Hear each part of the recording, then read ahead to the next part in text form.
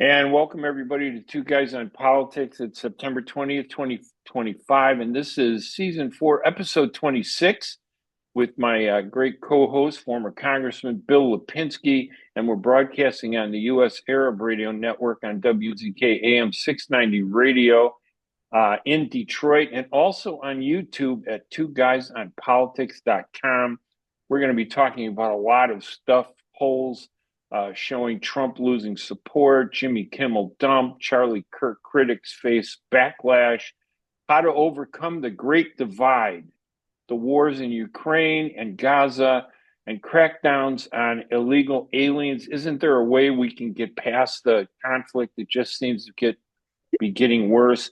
And then we'll talk at the very end a little bit about Arabs who've set up their own tent at OHare Airport because they don't feel the aviation department is doing enough to help them. We'll be right back right after this.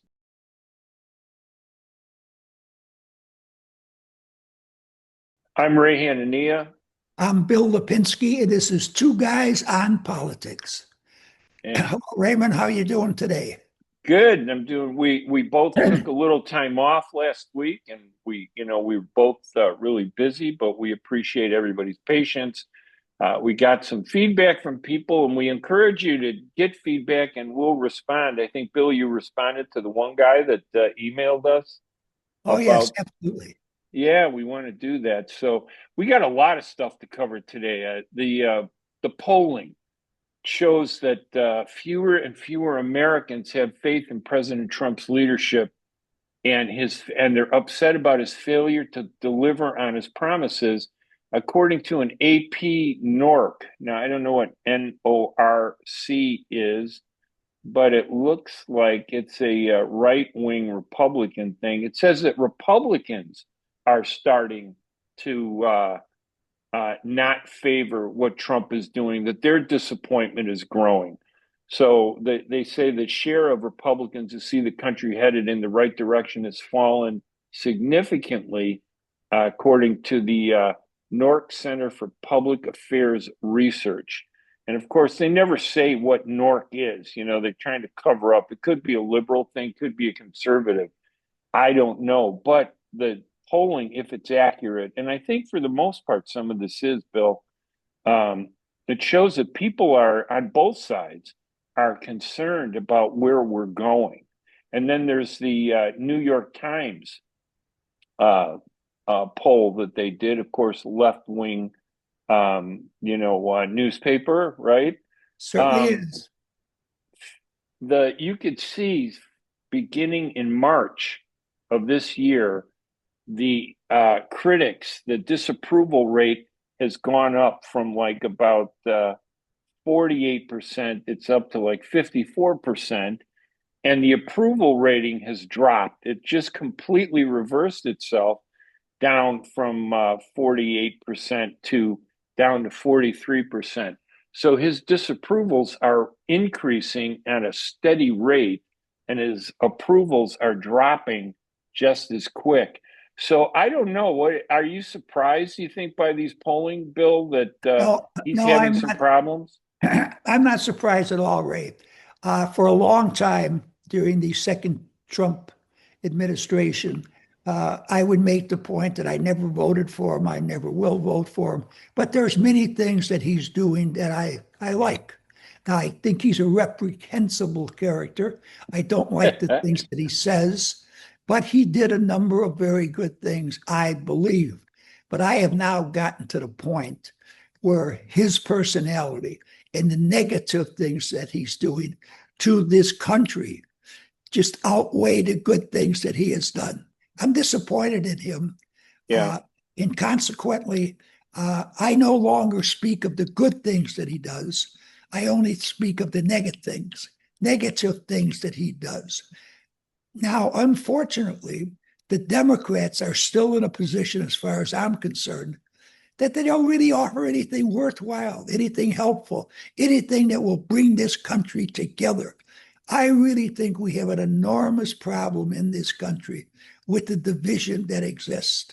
And I was hoping today that you and I could talk about things that could bring us together. And I was hoping that our listeners would send us ideas and suggestions. But instead of doing that today, I want to talk about Charlie Kirk and everything that's going on surrounding him, because I think his assassination, and there are people who contend he wasn't assassinated. I don't know Right. what they say he was, but they don't believe he was assassinated. Well, let me just say something about the polling first, and then yeah, then let's definitely go into this great divide that I think you accurately bring up and how we bring this country together. I think it's a great thing, and it just keeps getting worse with Jimmy Kimmel. And not that I like the guy, but we'll talk about that. I just want to go back to the polling because the pattern that I see that's interesting is that Trump's unpopularity is getting worse, but he still is a little popular, not because he's doing a great job, but because the Democratic Party is in complete disarray. So the worse the Democrats get, the when Trump's popularity starts to drop, it doesn't look as bad because it's in contrast to the Democrats who are just totally, they've given up on leadership. They're like reactive, they're responsive, they only care about themselves, they abandon principle, like just like the some of the many of the Republicans do. It's all about themselves, so there's no counter force to Trump. And when you don't have that comparison, so when we look at Trump and say, wow, his popularity is dropping, it has to be relative to something. So if we're looking at Trump dropping, but we're looking at the Democrats, which is relative to him, they're dropping. No They're in question. horrible disarray. It's hard to sense the trouble that we're in or assess the real damage that Trump's lack of losing popularity is having. And I think that's what helps him survive. Even though his popularity is dropping, the fact that the Democrats are disorganized, can't get their act together, allows him to sustain a worse and worse public image. Well, I agree with everything you have to say there, Ray. Unfortunately, we really will not know how bad the situation is with Trump until we have the midterm elections. Now, Yes, if the Democrats take control of the House, it means that those polls showing Trump going down, down, down are accurate. It right. doesn't mean that the Democrats are coming up, up, up by no means. It's just that most people will feel that they need to have some kind of block, some kind of disruption to what Trump wants to do. Have Uh, you have you heard anything, Bill, about from the quote third party that Elon Musk was going to do? I mean, there was a big blast, and outside of Twitter that Musk owns, I haven't heard anything about that. It's almost like the media has shut him out because I don't think the media wants a third party. I think they want a Democratic revival. The media wants the Democrats to beat Trump. They don't want a third party to undermine both the Republicans and the Trump in the midterms. What do you think? no, I agree with you totally and completely.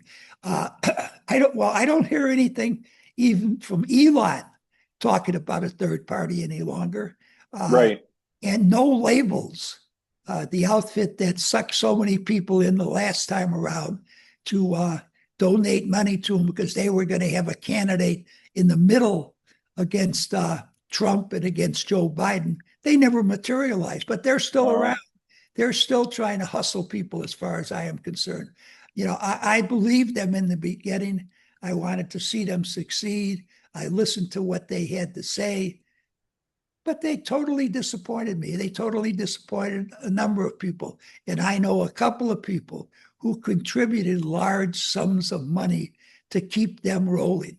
And those people have turned against them also because they did nothing. Now, we're going to have to, if this country is going to be saved, I'm afraid it's going to have to be saved either by a Republican Party without Trump or a Democratic Party that has once again decided that common sense is better than supporting all these ultra left wing ideas and suggestions, because that's not where the American people are. Now you've had a great idea. We want to take this podcast to local Chicago radio. So we're looking for a sponsor. I'm hoping we get a sponsor that doesn't cancel me, because of my pro-Arab views, Bill. The way they canceled Jimmy Kimmel. But let's shift over to that topic that you had. We're kind of talking about it a little bit, but the great divide in this country.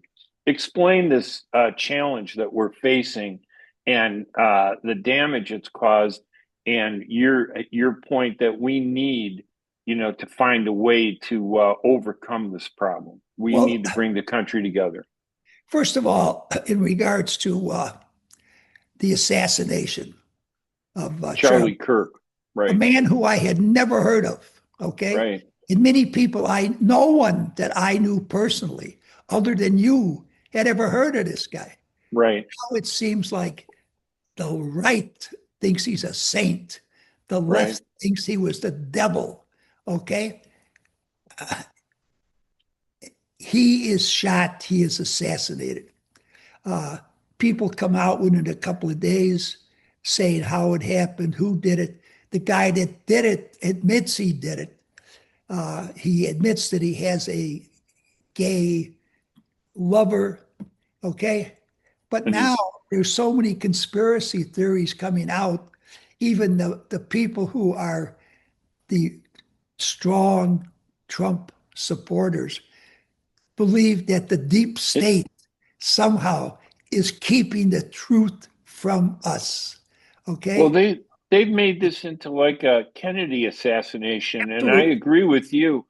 I didn't know who Charlie Kirk was, other than I've heard a few things that he said. He was no different than a lot of podcasters, radio hosts, or speakers out there you like, you don't like. The one thing that I did like about him was he had a very sympathetic view towards the Palestinians, and I think it was driven more by criticism of Israel's um, heavy-handed control over American politics. They use their money to beat up politicians. They fund you or they oppose you. They're the biggest factor in whether a person can win or lose in Congress. And he was very open about that. Like Marjorie Taylor Greene, the congresswoman who has been very critical of APAC, and APAC has said they're going to target her and take her out. Now she's a MAGA Republican. So that's all I knew about him.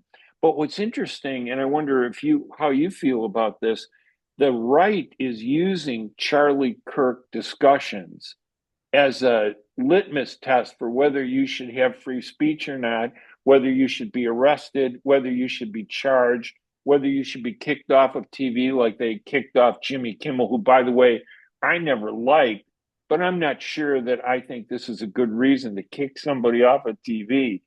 They've immortalized this guy, they've turned him into a god equal to what, when I think of a conspiracy I think of JFK's assassination. They've pretty much risen and lifted up Charlie Kirk's killing to the level of JFK. I'm Oh, not sure it's the same equivalence, and I'll probably be criticized for saying that. But it's sad. Nobody should be killed. well, He, talking he about the Jewish Arab issue, yeah, yeah, it got so bad that Bibi Netanyahu spent over 2 minutes on a video saying that yeah, Israel had nothing to do with killing Charlie Kirk. yeah. I mean, even he's Absolutely, scared. totally untrue. Okay. Even he's scared of the I mean, repercussions. I am getting very upset, very emotional here because I cannot believe these conspiracy theories going Right. from the left to the right. You know, Well, they just can't admit that one guy uh, shot and killed him. Okay. No, there's got to be some great conspiracy behind the whole mess. is it that there's got to be a conspiracy, or the public has a lack of faith in our government agencies to date to tell us what the truth is? Because a lot of people feel we're being lied to by every side, the Absolutely. Republicans, the Democrats. Um, I don't know what's true anymore. It's so hard to find out what the reality is. The media is pulling its punches. They're afraid to say stuff now. And they've been too far to the left anyway, but now they're acting like, "Oh gosh, we got to be careful what we say." So they're pulling their punches and the right is going off the deep end like they're at an advantage. Like there's a surge of right condemnation of the left and they're gaining momentum and power. So they're going like crazy, saying all kinds of stuff.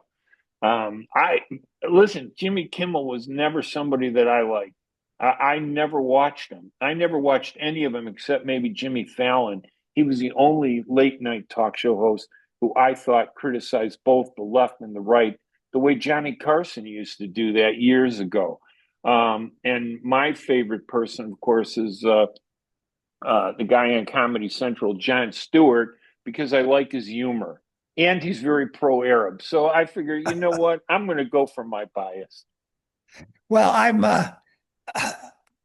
I don't watch any late night stuff since David Letterman went off.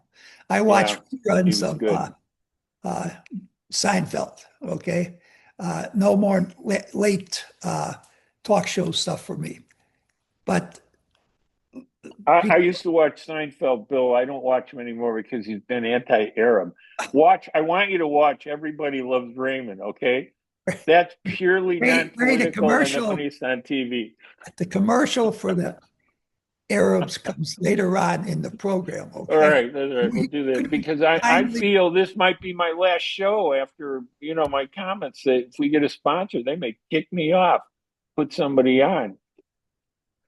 You just want to throw me off my game over here. No, Uh, no, go all ahead. right, now let's get back to trying to bring this country together. Yes, go ahead. Okay. First thing that we have to do is decide that there is some entity, someplace in this country that we can believe. Is it part of the news media? Is it radio? Is it television? Is it newspapers? Maybe it's the government, part of the government. We have to find some entity, some institution that 90% of Americans can agree they know what they're talking about. They're telling us the truth.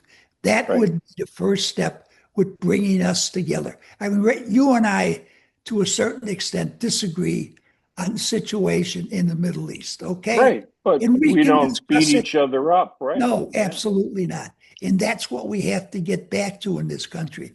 We have differences of opinion. We can differ without being mean towards the other individual.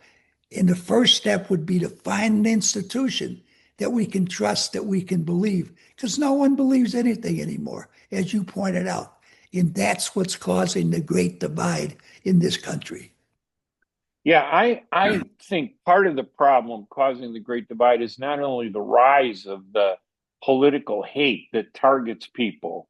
Like I said, I don't care about. I didn't never like Jimmy Kimmel, but it seems like they're exploiting this anger to target people that they don't like. Trump does this. He attacks people. He files lawsuits.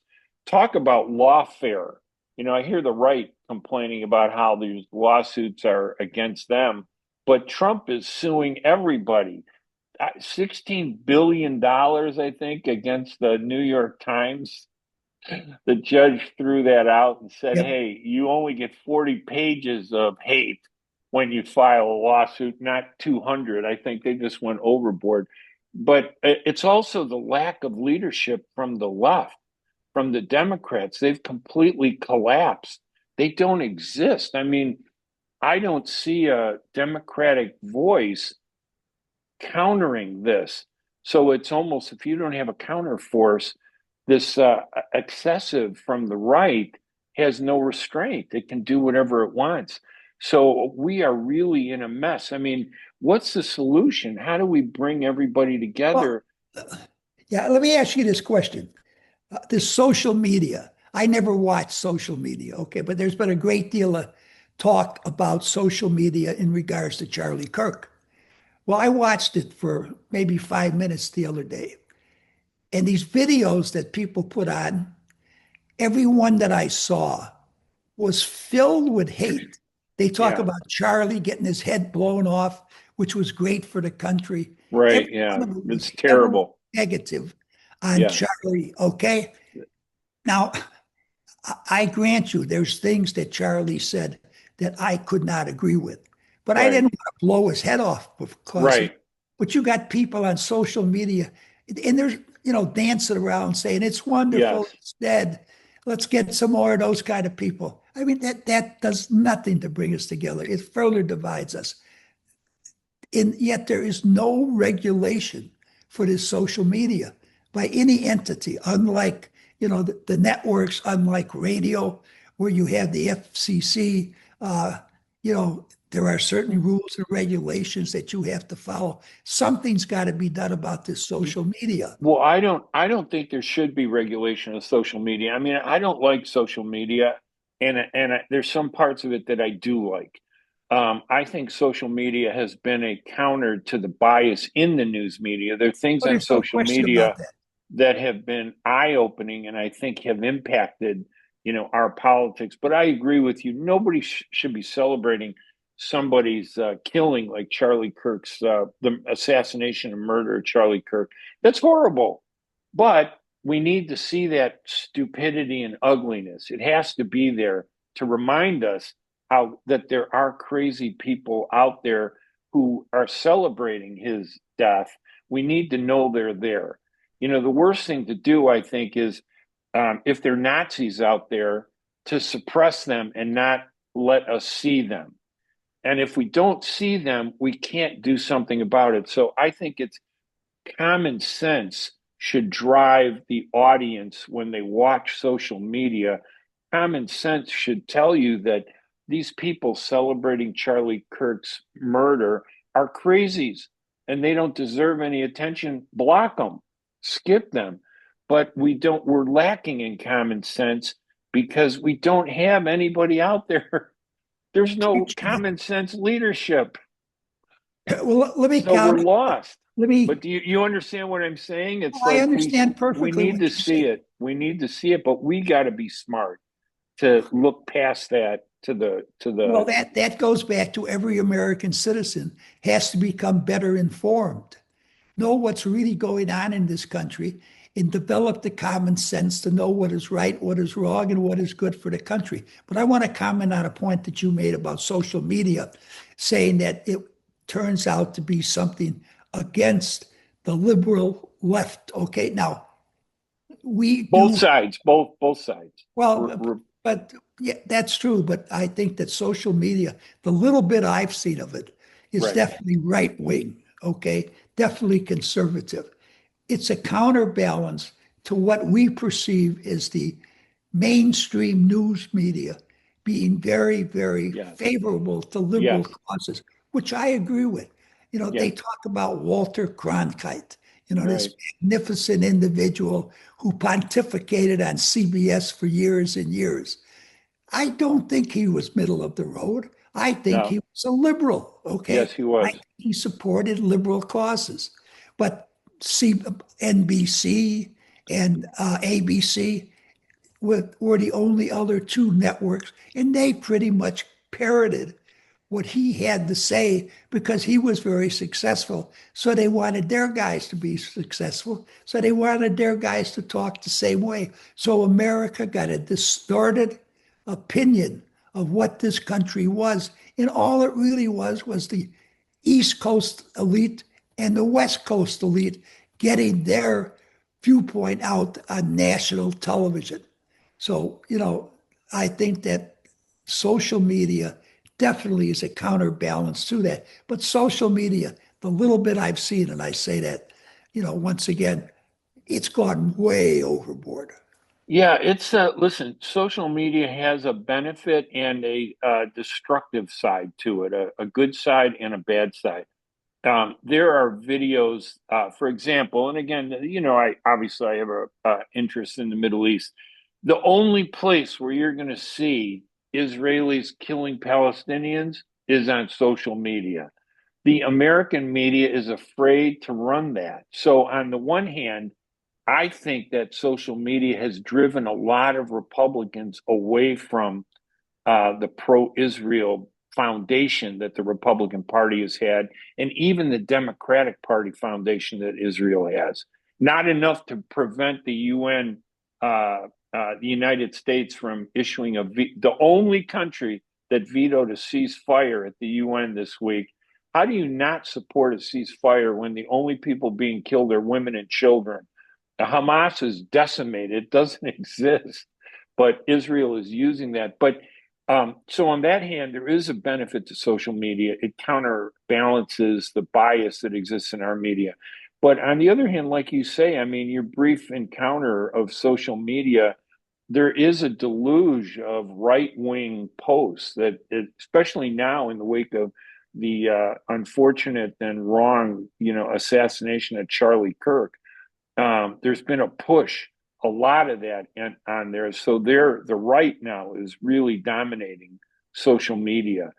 But I think that average Americans need to look at this, and if you watch it enough, I think you would even see a balance and a way to decipher some of this, these posts as being wacky or reasoned, or whatever. But I think social media has its place. It's just that we have to be smart people about navigating through it. It's not easy, but don't you think there should be any regulations on social media at all? no, because it's free speech. I mean, I am against any type of censorship of American free speech. Now, I would not burn an American flag.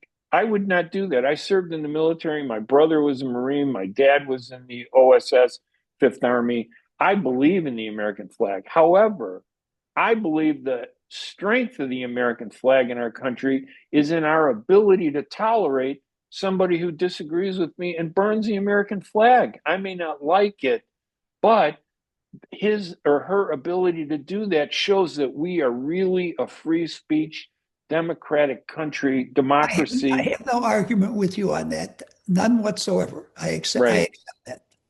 That's So fine. I wouldn't want us to crack down on that, but that's what's happening. But Trump is Ray, cracking down on what that. about what about then we should get rid of regulations on ABC, CBS, NBC, all the radio stations. But yes, and I'll tell you why, because I don't watch Good Morning America because I think they're biased. I will not watch them. And I bet there are millions of people that won't watch them because ABC, news in the morning, Good Morning America, is so biased. I can't handle it. Our individual rights to decide who we like can come together and undermine Jimmy Kimmel. We didn't need Trump to do that. But because we're distracted by all this hate, we're not focused on Jimmy Kimmel. But the truth is, in a regular world, I think Jimmy Kimmel would have been thrown off of TV a long time ago if we weren't being distracted by this hate. So I think we leave it up to the American people, that the majority of American people really decide what's worth watching, what's not worth watching, have the freedom. I want to see the Nazis out there, because if they suppress the Nazis, they're going to be working in the shadows. And that scares me more. When we see them, we can address what they're doing a lot better and know what they're doing. But How if we long is this program today? 3 hours or 4 hours? Well, we're doing pretty well. Are It's we? not, yeah, no, Surprisingly. Okay. we've Well, covered a lot of topics, but we should take a break. We first got about a minute or two. before we take a break, I would Yeah, like to, no, we got a couple minutes, is what I'm saying. We're doing good. uh, you know, I disagree with you on this, the lack of regulation that you would like to see. But I can see, That I'm opposed to. I'm opposed to the regulation. right, you're opposed to Yeah, regulation. right. I think that we need some regulation because I don't think that the media in this country, whether it is the social media or the regular media, is truthfully objective enough simply to be giving us news and facts, okay? Right. They all come from their particular point of view. Now, I Yes. think that when we had the Democratic administration, they bent over backwards to allow the mainstream news media to project Republicans, conservatives in a very, very bad light. They never did anything about that. That's why we now have social media so strong, so conservative, so much against liberals. By the same token, now Trump is starting to do anything that he possibly can do to stop mainstream media from being liberal by threatening them with one action after another by the federal communication system. I think that's wrong, totally and completely Right. wrong. And I just want Although, to go ahead. oh no, I was going to say, although, listen, I listen to NPR. I enjoy listening to it. I don't listen to NPR. I don't believe everything they say, but I feel that they really do a good job of journalism. My problem with NPR is if they're so good and they have such a following, why do they need government support? So, on the one hand, I don't think that the government should be funding any media other than the Voice of America, which Trump is undermining and shutting down and taking money from, because that propagates information to the world outside the United States, where I think they need at least something. But I'm not totally against the idea that why are we giving money to people that really don't need money? There are other causes we should give money to. NPR can be very successful on its own, maybe not in today's environment. So those are some of the attitudes that I have about the media. What is your attitude towards public television? Same thing. I don't think that government should be giving any media, right or left, any money.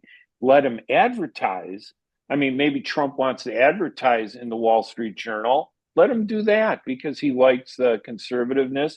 Or maybe, the Democrats want to advertise in the New York Times. Let them do that. That's their choice. That type of money is private money, but government money should not be given to any news media, outside of wanting to advertise. I agree with you totally and completely. I do believe, though, that national public radio and public television has leaned stronger and stronger to the left for as long as I have been watching. I never listen to the radio. I do Right. watch the television. They lean stronger and stronger to the left all the time. Consequently, as far as I'm concerned, our money is being given to them to advocate causes that I don't believe in.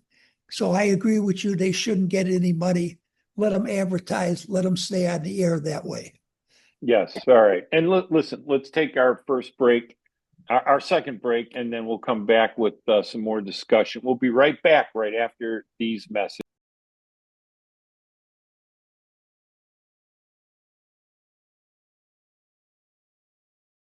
And welcome back to segment two of Two Guys on Politics with Ray Hanania, myself, and Bill Lipinski, former congressman. We had a great, lively debate during the first segment Yes, we did. on bringing the country together and what some of the problems are and the new woke attitudes that are woke and unwoke. I'm not sure what the two words are going to be, but now we're going to shift over to the ICE crackdowns. I mean, we haven't seen any solution to this.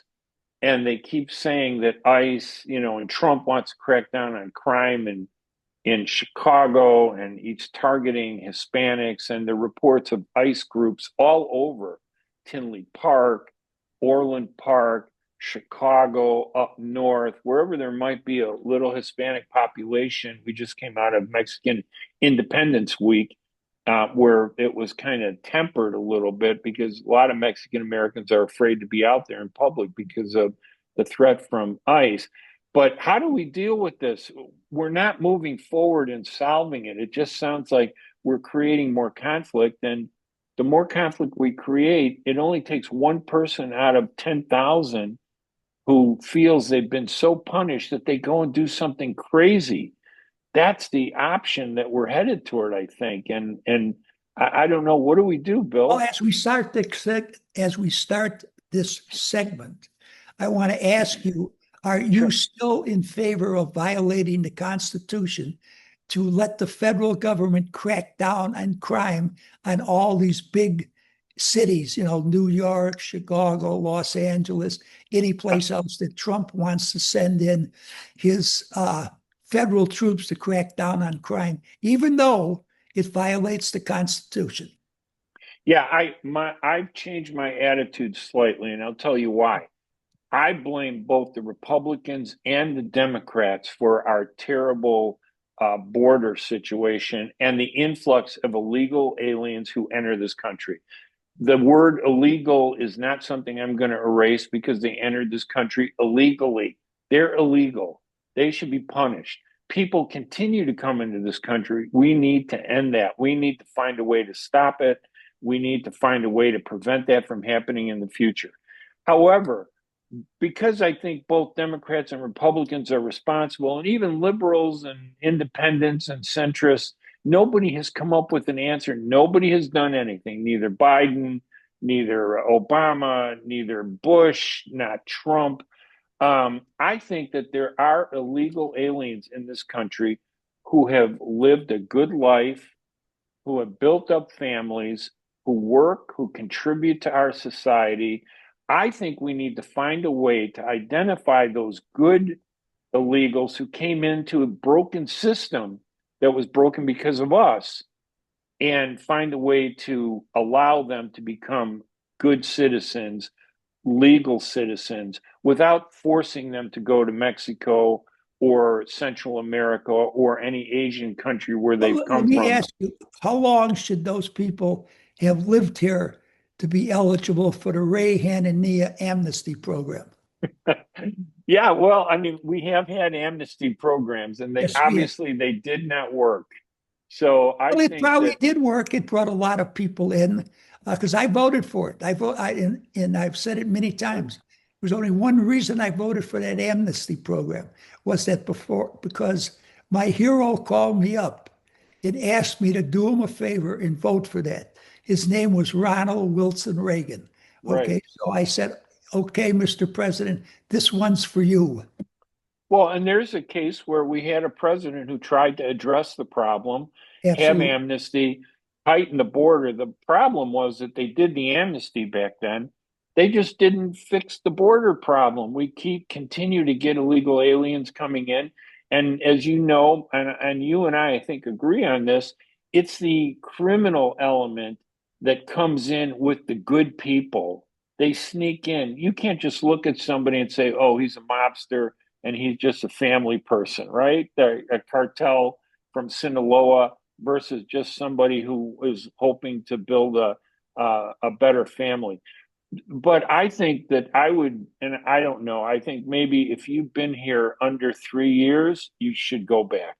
If you've been Okay. here over 3 years and you have a good record, you've never caused any problem, you've never been involved in a major crime, certainly never been charged with violence or major theft, or hurting or killing, I think that you should be given an opportunity to stay in and go through the process of becoming an American. And I think it means several things, not just saying, oh, we're going to give you citizenship. You need to learn English. Number one, you have to pass an English test. Number two, you need to understand what our Constitution is all about. You need to study the Constitution. And three, you need to, it's okay to be proud of your homeland and your heritage, but you need to agree and say, America is my priority. And if you say that, I think we should give people an opportunity to stay. Because that's what my mom and dad went through when they legally came into this country. They learned the language, they learned about the Constitution, and they really wanted to become Americans. If you don't want to become an American, go back to where you came from. What can I say? Well, But I will say that's what I this. think. I will say this. I could support the Hanania Freedom for Aliens program, okay? But you have to up it to 5 years. I think if Okay. you're five, because under 5 years, there's so many that came in during Biden's administration. I mean, it was ludicrous. I've said this before. To me, it bordered on a treasonous policy that Biden had, allowing all these people to come into this Right. country from all over the world. It wasn't from just from Right. Mexico, South Right. America. It was from all over the world. So I Right. think, but if we can up it to 5 years, tweak it a little bit here or there, I would support your program. If I was Right. sitting in Congress and you were the leader and you put forth that program, give me 5 years, tweak it a Yeah. little bit, and I'll support it for you. That would be if we had a reasoned government, a country where the Great Divide didn't exist, and we had reasoned people on the right and the left who came together and said, "Hey, let's find a common sense way to resolve this problem." Yeah, that would be it, and I think 5 years would be fine too. I would agree to that. I think that the reason that Democrats and Republicans have not really done anything on this immigration problem is because they had particular interest in mind. The Yes, Democrats liked all these people coming in here so they yes, could be made citizens and they could vote for Democratic candidates, okay? The Republicans liked them all coming in here because they could go to work for less than the minimum wage, drive down the salaries of real Americans, benefit the large corporations, the wealthiest people in this country. So I believe that's why neither party did anything. Once again, they were looking at what was beneficial to them, not what was beneficial to America or the majority of American citizens. and I think there's one other factor driving this problem, and that is for Okay? Democrats and Republicans. This issue was an issue they could argue successfully and ignore all their other problems. They could get the Oh, that's public true. behind them to say, oh, yeah, Congressman so and so is fighting for the rights of illegal immigrants, but they don't want it resolved. They want this issue. It's been going on for 25, 30 years, and they want it to continue because it's a great place to hide behind. So nobody, it deflects from their lack of leadership, their failures on other issues. Immigration is like gun control and abortion, it's a blinding issue, and it blinds you to the point where you don't see anything else except gun control. You love a guy who stands for guns. You love a guy who is against guns. Um, you don't even get to see the other issues. So I think politics has exploited this. Well, a mutual friend of ours, Congressman Louis Gutierrez, I was going to mention he was no, the no, perfect example. no greater champion of Yes, immigrants, okay, yes, than Louis Gutierrez. yes. He ever put together or introduced a single bill to solve this problem? I don't think so. And I was going to say, I listen. I really like Luis Gutierrez, former cab driver, He was became an one of my alderman. friends in He Congress. was a great guy, and I really liked him. He had a very good attitude toward the Middle East. But the one thing he never did was solve that problem because I think that was the foundation of his success. Absolutely. Without that issue, absolutely without that issue, I'm not sure he would have gotten reelected. I don't And think he and I would have. know he'll hear this, he'll be mad at both of us, but honestly, I like Luis Gutierrez. Oh, I do too. Um, yeah, I thought he was a good Charming guy, person, but very engaging. yes, yes. But that But was you're his absolutely issue, right. and he wanted to do something about it one of And these days. and he wasn't the only one. There were a Oh lot of no, them all over the country just not at like all. that Not at who all. saw this as an opportunity to do something. But right now, this fear of being grabbed, the Trump's strategy to go in and arrest all these people and fight crime on his own, and Pritzker's refusal to work with the president on this, um, that confrontational attitude is not a solution to our problem. No, That's selfish politics on both their parts. I think that what Trump is doing with this immigration situation is the same mistake that Netanyahu made fighting the war against Hamas. The way he did it was a terrible, terrible mistake. He lost support, as I mentioned before, amongst people in this country, people around the world, countries around the world. I think Trump is losing a great deal of support because of the way he's having ICE go after these people. It is a mistake. What is happening there is that immigrants are gaining more and more sympathy. And you're going to get to the situation where ICE is going to have to stop because the general public is going to be so opposed to what they're doing that they will not be able to do it all. There's more and more groups demonstrating against ICE, demonstrating against his policies of getting rid of all these immigrants. You have to, you have to be smart in how you do these things. And once again, he's doing it with a sledgehammer instead of a scalpel. And that was the same problem that Bibi Netanyahu had and still has in the Middle East. Yeah, good people getting hurt that shouldn't be hurt on both sides. And immigration, there's some good people, I think, that are being hurt by this. Unfortunately, there is a role for these illegal aliens. They have a role in this country. We've been using them to do stuff, and we need to find a solution for it. Just like, and I agree with you on the Middle East. It's not about Israel. I support Israel and I support Palestine. I do not support Israel's government. I did not support Hamas. I think Hamas has been eradicated, but I do think that the Israeli government, Netanyahu's government, sees this as an opportunity to take over all that land and push the Palestinians out. And I think that's the wrong reason to respond to violence. It's just a mistake, I Well, if he think. So, pushes all the Palestinians out, who's going to work in all of Trump's hotels when he builds his Riviera of the Middle East? or any of they want to develop that into, first of all, given all the violence in Gaza, I'm not sure it would be safe for 30 years for an Israeli right-wing person to open up a hotel in Gaza because the children of these victims are going to be so angry. All they're doing is creating extremism and violence through this hate and killing of people. So many people have been killed. Social media is the only place you can see it. It's horrific. It really, Bill, it's, when you see these women and children that have been killed or that are suffering, it's not about being Arab anymore. It's about being human. We should be finding a way to resolve this.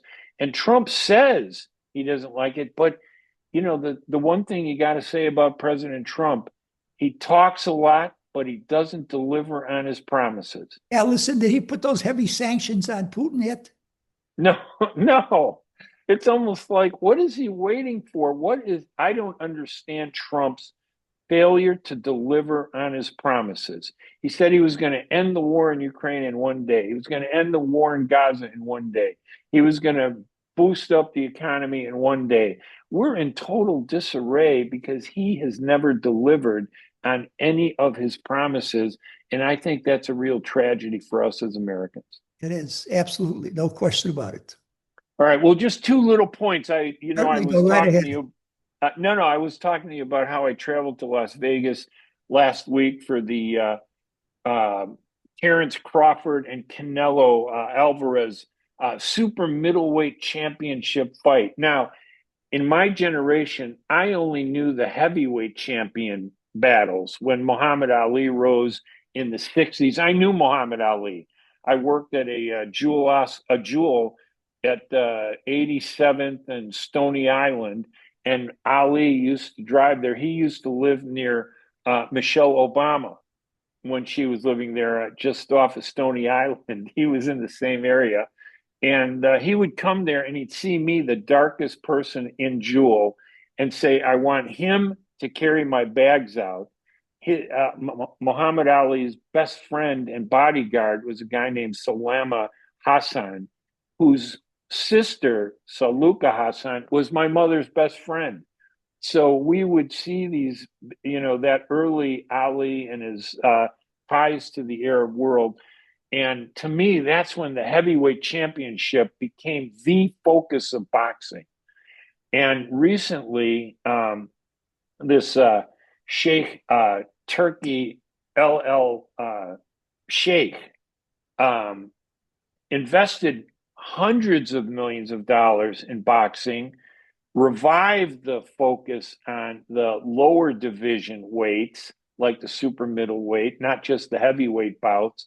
And he created this excitement where the last fight, I think it was Floyd Mayweather Jr. I met his younger brother, by the way, Jeff Mayweather, when I was in Vegas. Great former champion boxer, also. Floyd Mayweather, the big fight in 2015, I think, or 2016, right around that period, only got 4 million views.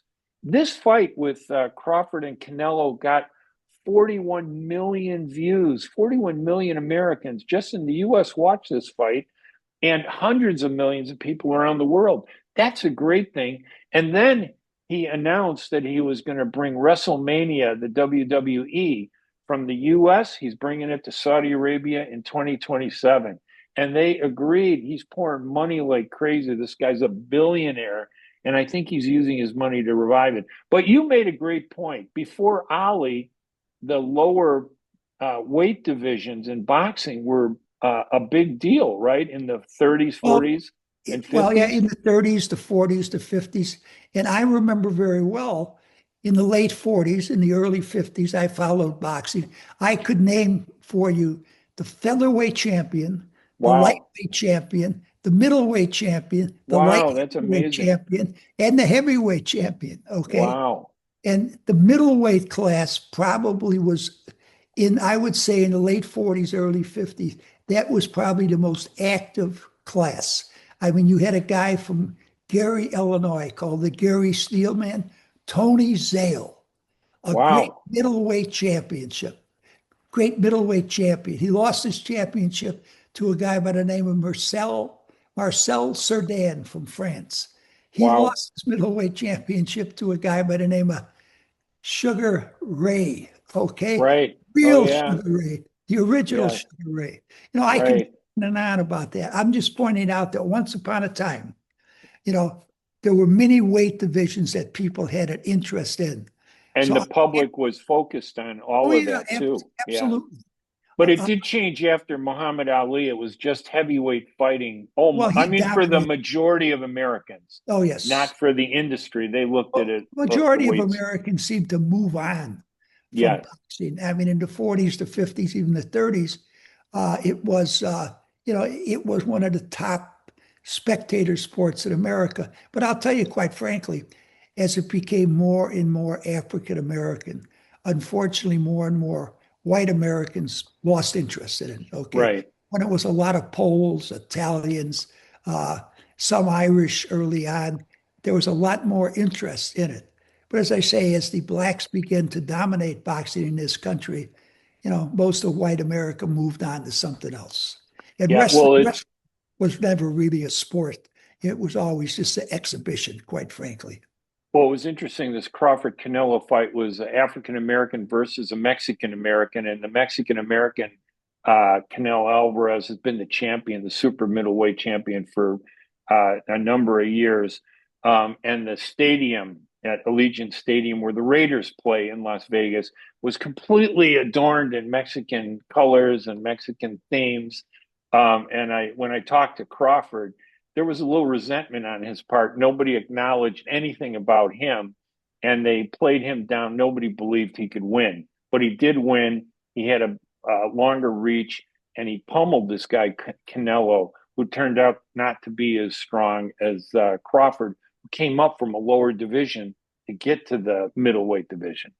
All right, What and what just listen. Go ahead. what was the just do you know offhand what the weight is of the super middleweight? I don't have the weight chart Okay, in front of me, but yeah, the old it's middleweight like was about 160 pounds, and then the light heavyweight was 175, and after that, it was the heavyweight. yeah, I think you're right. I mean, those are probably the numbers. Crawford had to put weight on to fight in this fight. Okay. He did do it, and he still won. All right, one final little thought. I just want to give a shout out to the Arabs and Muslims. They set up a tent at O'Hare Airport at the staging area where the Lyft, Uber, and shared rides. You know, you as a traveler today you depend on those drivers. If it wasn't for them, the taxi industry is just decimated. They don't exist the way they used to exist anymore. So in order to get these rides, they have a parking area outside of OHare where they have to wait in the cold and in the heat. So they built their own tent. The Arabs did. They put together the money. They built their own tent. It's air conditioned. They bring food. They have everything there. And the city of Chicago authorized it. But now they're like, they want to get rid of it. And it's open not just to Arabs and Muslims, but it's open to everybody. Women drivers, Christians and Jewish drivers sit there. There's an area where they can all sit together. They need something and they shouldn't take it for granted. So anyway, I wanted to just give them a plug. We're right at the end of our time. So I want to just say, I'm Ray Hanania. I'm Bill Lipinski, and this is Two Guys on Politics. We'll see you next week, everybody. Bye-bye.